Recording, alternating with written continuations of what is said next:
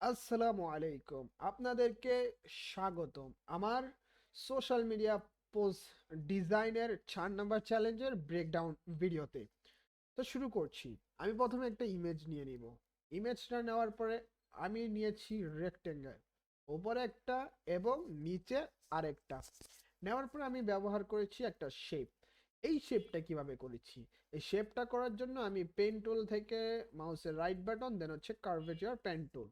এখানে যদি দেখেন ফিলটা হাইড করা আছে এবং স্ট্রোকটা 97-এর উপরে আছে সামথিং। দেন আমি স্বাভাবিকভাবে করে দিয়েছি। দেন এটা ডান হয়ে গিয়েছে এবং পরবর্তীতে কন্ট্রোল জেড করছি, এটা আমার আপাতত প্রয়োজন নাই। তো দেন হচ্ছে আমি একটা লেখা নিয়েছি, কি নিয়েছি, লেখা। এখন হচ্ছে এই লেখাটা আমি কিভাবে এনেছি, ঠিক আছে। তো সেটা করার জন্য স্বাভাবিকভাবে আমি লেখাটাকে হাইড করছি এবং আপনি টেক্সটে যাবেন।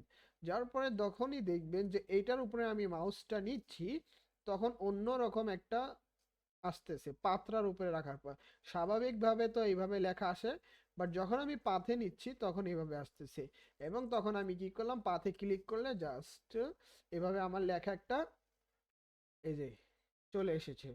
সো এই বিষয়টা আমি করেছি, আমি এটা ডিলিট করে দিচ্ছি, আমার ব্রেকডাউনে এটার প্রয়োজন নাই। তো পরবর্তীতে আমি আমার লেখাটা লিখে নিয়েছি। তো তারপরে আমি আরেকটা অ্যাড করলাম এইদিকে এবং ঠিক সেইভাবে আবারও লেখাটাকে যুক্ত করলাম। এবার চলে যাচ্ছি টাইটেলের দিকে। সো এবার মেইন টাইটেলের জন্য আমি এখানে যুক্ত করেছি এই লেখাটা।